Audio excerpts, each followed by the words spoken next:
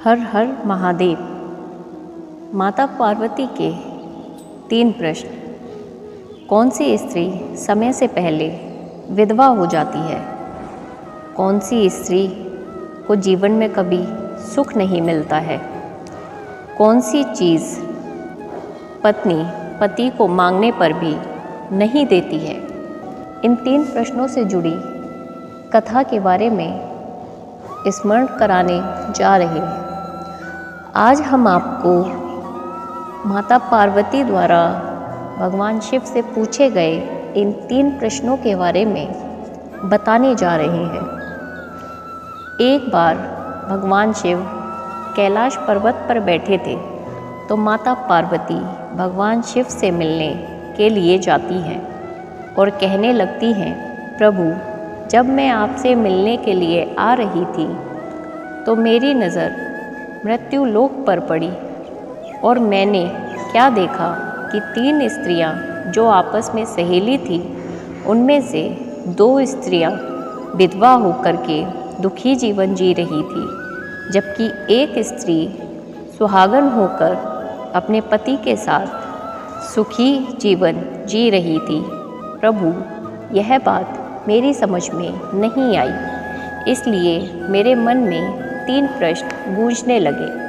अब मैं आपसे यह चाहती हूँ कि आप मेरे तीनों प्रश्नों के उत्तर देकर मुझे संतुष्ट करने की कृपा करें। इस प्रकार माता पार्वती की बात को सुनकर भगवान शिव कहते हैं, पार्वती, तुम मुझे अपने तीनों प्रश्न बताओ।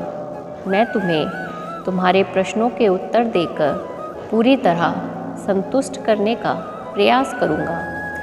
अब माता पार्वती कहती है, प्रभु, मेरा पहला प्रश्न है, कौन सी स्त्री समय से पहले विधवा हो जाती है? मेरा दूसरा प्रश्न है, कौन सी स्त्री को जीवन में कभी सुख नहीं मिलता?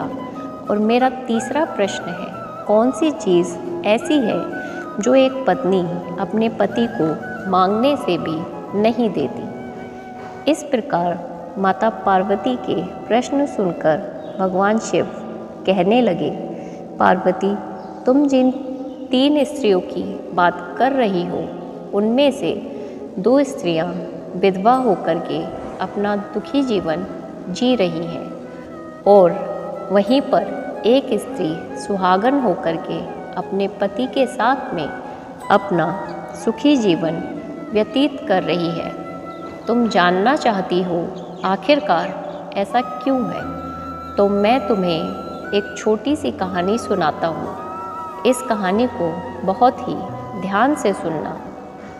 आधी अधूरी कहानी सुनने वालों को आधा अधूरा ही ज्ञान प्राप्त होता है, जो जीवन में कभी काम नहीं आता, क्योंकि तुम्हारे तीनों प्रश्नों के उत्तर इसी छोटी सी कहानी में समाये हुए हैं। इस कहानी को यदि तुमने ध्यान से सुना तो तुम्हारे तीनों प्रश्नों के उत्तर तुम्हें अवश्य मिलेंगे और तुम्हें संतुष्टि प्राप्त होगी। माता पार्वती कहती है, प्रभु, मैं आपकी बात से सहमत हूँ। आप कहानी शुरू कीजिए। मैं कहानी को पूरे मन से सुनूंगी और जब तक आप कहानी बोलेंगे तब तक मेरा मन किसी दूसरे स्थान पर नहीं जाएगा। भगवान शिव कहते हैं, पार्वती, सबसे पहले मैं तुम्हें उस स्त्री की कहानी सुनाता हूँ जो सुहागन बनकर के सुखी जीवन जी रही है। देखो, जिस सुहागन स्त्री की तुम बात कर रही हो वो सुहागन स्त्री एक राजा के नौकर की पत्नी है और जिस नौकर की वो पत्नी है उस नौकर को अपनी पत्नी का पूरा विश्वास और भरोसा है कि वो पतिव्रता है, जिसकी महिमा वो अपने साथियों में बार बार करता है। अब देखो, एक दिन की बात है, उस राजा के नौकर ने अपनी पत्नी की प्रशंसा इतनी की कि बात धीरे धीरे फैलते हुए राज दरबार तक पहुंच गई। फिर उस राजा ने अपने नौकर को बुलाया और उस नौकर से कहा कि तुम हर किसी से अपनी पत्नी की प्रशंसा करते रहते हो कि तुम्हारी पत्नी पतिव्रता है। क्या वास्तव में तुम्हारी पत्नी पतिव्रता है? क्या तुम्हें पूर्ण विश्वास है? भगवान शिव कहते हैं, पार्वती, इस प्रकार राजा की बात सुनकर वो नौकर कहने लगा, महाराज, मुझे पूरा विश्वास है कि मेरी पत्नी पूरी तरह पतिव्रता है। अब उसी समय पर राजा का महामंत्री कहने लगता है, यदि मैं तेरी पत्नी का पतिव्रत धर्म खंडित कर दूं, तो तुझे क्या सज़ा मिलनी चाहिए? तो नौकर ने कहा, यदि तुम मेरी पत्नी का पतिव्रत धर्म खंडित कर देते हो तो महाराज मुझे फांसी लगा देना। अब वो राजा का नौकर भी मंत्री से कहता है, महाराज, यह मेरी पत्नी का पतिव्रत धर्म खंडित नहीं कर पाए तो इनको सज़ा क्या मिलनी चाहिए? तो राजा ने कहा, मंत्री को भी फांसी की सज़ा दी जाएगी। भगवान शिव कहते हैं, पार्वती, इस प्रकार मंत्री ने स्वीकार कर लिया और नौकर से पूछा कि क्या वस्तु लाऊं जिससे तुम तेरी पत्नी का धर्म खंडित करने में सफल हुआ? तो नौकर ने कहा, मंत्री, यदि तुम मेरे घर से जाकर के मेरे विवाह के समय पर मुझे एक पटका मिला था और एक कटार मिली थी जो दूल्हे को देते हैं, वो मेरी पत्नी ने बहुत ही संभाल कर रखी है, जो सुहाग की निशानी मानी जाती है। यदि पटका और कटार लाकर तुम मुझे दे दोगे तो मैं मान जाऊंगा कि मेरी पत्नी का धर्म तुमने पूरी तरह नष्ट कर दिया है। अब भगवान शिव कहते हैं, पार्वती, शर्त स्वीकार हो जाने के बाद में वो मंत्री शहर में जाता है और एक दूती से जाकर मिलता है। वो दूती एक दूसरे से भिड़ाने का काम करती थी और जो काम कोई नहीं करता था उस काम को करने में वह सक्षम थी। फिर इस प्रकार उस मंत्री ने उस दूती को अपने स्वार्थ के लिए बुलाया और दूती से कहा, देखो, इस नाम का एक व्यक्ति है, उससे मेरी शर्त लगी है। और फिर उसने उस शर्त के बारे में उस दूती को सारा कुछ बता दिया। फिर वो उस दूती से कहने लगा कि तू कैसे भी करके उस स्त्री से मेरा संपर्क करवा दे, तुझे जितना धन चाहिए मैं उतना धन दूंगा। भगवान शिव कहते हैं, पार्वती, इस प्रकार मंत्री की बात सुनकर के दूती कहने लगी, भाई, तू उस औरत के बारे में बात मत कर, वह औरत पूरी तरह से पतिव्रता है। वो तेरी ओर देखेगी भी नहीं, तेरी शक्ल भी नहीं देखेगी और उसके परिवार वाले भी खूंखार है, तेरी खाल उतार लेंगे। तो मंत्री कहने लगा, ठीक है, यदि तू मेरा उससे संपर्क नहीं करवा सकती है तो एक काम कर दे, उसके घर जा कर के पटका और कटार चुरा कर ले और उसकी पत्नी के गुप्तांग के पास में यदि कोई चिन्ह हो तो वो चिन्ह भी मुझे देख कर के बता दे, फिर मैं तुझे मुँह मांगा इनाम दूंगा। भगवान शिव कहते हैं, पार्वती, यह बात दूती की समझ में आ गई। उसने कहा, ठीक है, मैं तुम्हारा काम अवश्य करूँगी। नौकर शहर में रहता था। दूती नौकर के घर जाती है और उसकी पत्नी से जाकर बोलती है, बेटी, मैं तेरे पति की बुआ हूँ, मैं कई वर्षों के बाद आई हूँ। तो उस स्त्री ने कहा, आओ बुआ जी, मैंने आपको पहले कभी नहीं देखा, इसलिए पहचान नहीं पाई। और इस प्रकार उस दूती को उस नौकर की पतिव्रता स्त्री ने बहुत बड़ा सम्मान दिया, मगर उसे क्या मालूम था कि यह उसके साथ में छल करने आई है। अब भगवान शिव कहते हैं, पार्वती, इस प्रकार वो दूती उस पतिव्रता स्त्री के साथ में 2 दिन तक रुकी। जिस समय वो स्त्री स्नान करने लगी तो दूती उठ कर के उस पतिव्रता स्त्री की कमर मलने लगी। उस पतिव्रता स्त्री ने बहुत मना किया, फिर भी वह नहीं मानी और कहने लगी, मुझे तो बेटी से भी प्यारी लगती हो तुम, मना मत करो। काफ़ी दिनों के बाद में मेरी तुम्हारी मुलाकात पहली बार हुई है। अब ऐसा कह कर के वो दूती मुंह पर हाथ फेरने लगी। फिर आंखों को धोने के बहाने से उस दूती ने उस पतिव्रता स्त्री की आंखों में पानी मार दिया और उस स्त्री की आंखें बंद हो गई। इस प्रकार गुप्तांग के पास जांघ पर उस स्त्री के एक तिल था जो उस दूती ने देख लिया। बस उसका काम बन गया। उधर स्नान करने के बाद जब वो पतिव्रता स्त्री रसोई में खाना बनाने गई तो दूती को मौका मिल गया उसके पटका और कटार उस नौकर के घर से चुराने का और वहाँ से चुपके से भाग गई और जाकर के दूती ने वह पटका और कटार मंत्री को दे दिया और उस पतिव्रता स्त्री के जांघ पर तिल के निशान भी बता दिए। भगवान शिव कहते हैं पार्वती फिर वो मंत्री पटका और कटार लेकर सीधा राजा के दरबार में पहुंचा और राजा से जाकर कहा, महाराज मैंने नौकर की पत्नी के पास में 2 दिन बिताए और यह पटका और कटार उसी के हाथों से लेकर आया हूँ। फिर तो राजा ने दरबार लगाया और नौकर को बुलाया तथा महामंत्री से सभा में पटका और कटार नौकर को दिखाने के लिए कहा। फिर राजा की आज्ञा पाकर मंत्री ने उस नौकर को पटका और कटार दिखाई और उसकी पत्नी की जांघ पर तिल भी बताया। तो नौकर मान गया कि वास्तव में आज मेरी पत्नी ने अपना पतिव्रत धर्म पूरी तरह से भंग करवा लिया।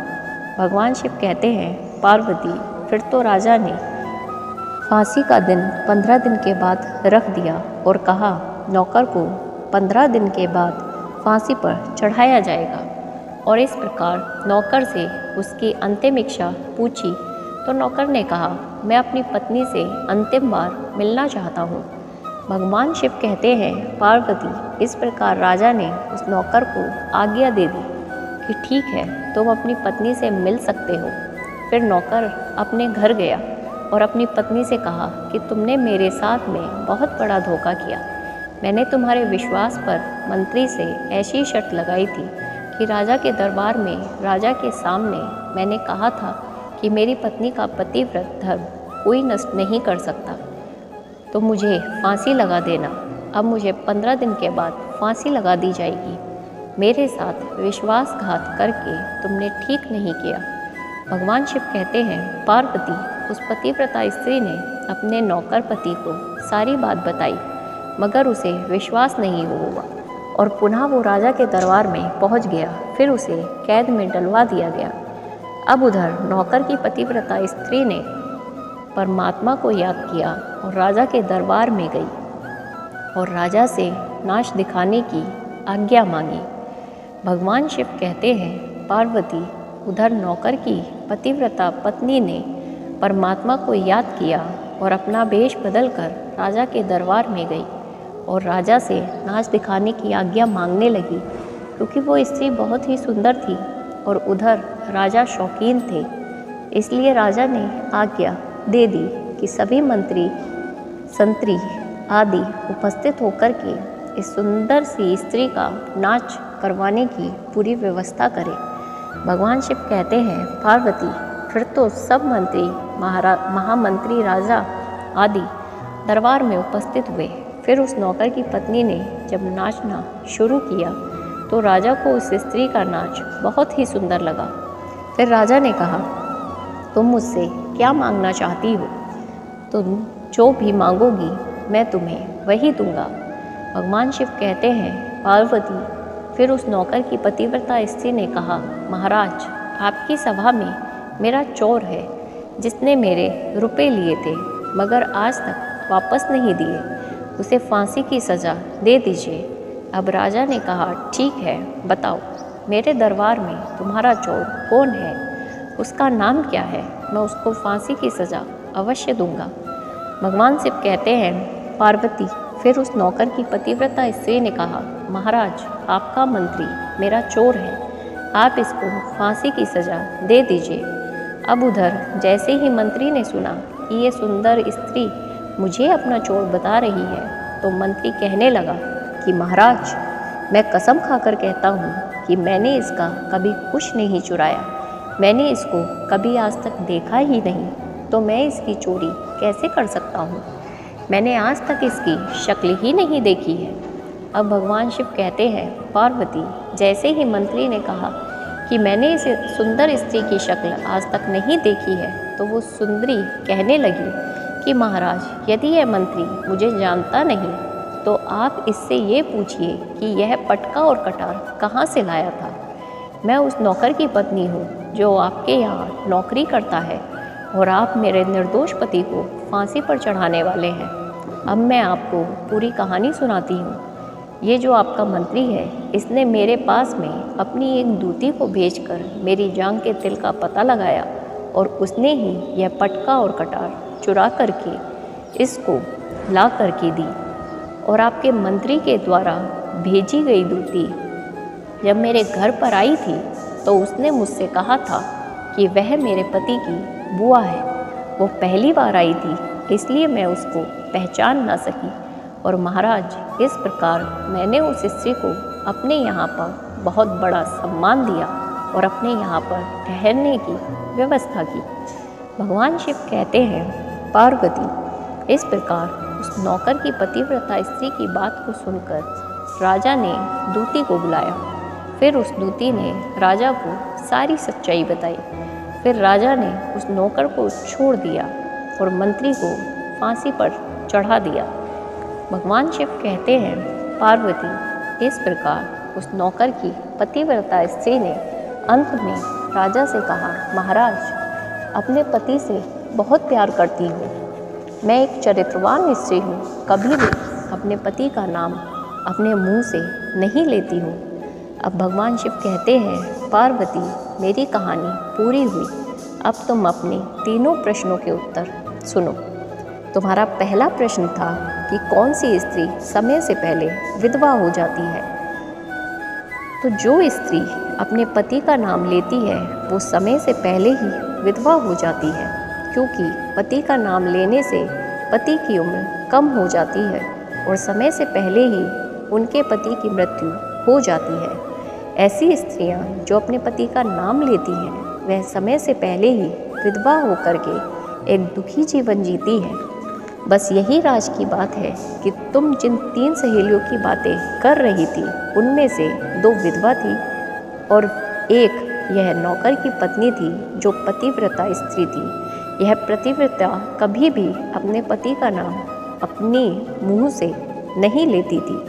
उधर वो 2 स्त्रियां जो विधवा होकर के जीवन दुखी जी रही हैं, वो हमेशा अपने पति का नाम लेकर ही बुलाती थी, जिसकी वजह से उनके पति की उम्र कम हुई और फिर वो दोनों स्त्रियां समय से पहले ही विधवा हो गई और आज वो दुखी जीवन जी रही हैं। इसलिए कभी भी स्त्री को अपने पति का नाम अपने मुंह से नहीं लेना चाहिए। अब तुम्हारा दूसरा प्रश्न, कौन सी स्त्री जो जीवन में कभी भी सुख नहीं मिलता। तो समझ लो, जो स्त्रियां अपने पति की बिना अनुमति के किसी तीर्थ स्थान या उत्सव में जाती हैं, उनके जीवन में कभी सुख नहीं आता। ऐसी स्त्रियां जीवन में दुखी रहती हैं और उन्हें पति का कभी प्रेम नहीं मिलता। अब भगवान शिव कहते हैं, पार्वती, तुम्हारा तीसरा प्रश्न था कि ऐसी कौन सी चीज़ है जो एक पत्नी अपने पति को मांगने से भी नहीं देती। तो समझ लो, वो चीज़ गाली है। एक चरित्रवान स्त्री अपने पति को गाली नहीं दे सकती। जो स्त्री गाली देती है वो स्त्री कभी भी चरित्रवान नहीं होती और ऐसी स्त्री जीवन भर रोती है। उसके जीवन में कभी भी सुख की घड़ी नहीं आती और समय से पहले ही ऐसी स्त्री विधवा हो जाती है। इस प्रकार भगवान शिव के मुंह से तीनों प्रश्नों के उत्तर सुनकर पार्वती जी संतुष्ट होकर कहती है, स्वामी, वास्तव में जो स्त्री चरित्रवान होती है वो कभी दुखी जीवन नहीं जीती, क्योंकि ऐसे घर में लक्ष्मी का सदा वास होता है और वो घर धन धान्य से हमेशा भरा रहता है। ऐसी स्त्रियां हमेशा घर को स्वर्ग बना देती हैं। आपको अगर ये वीडियो पसंद आई हो तो इस वीडियो को लाइक और हमारे चैनल को सब्सक्राइब करें और अपने दोस्तों के साथ शेयर करना ना भूलें। आज के लिए बस इतना ही। धन्यवाद।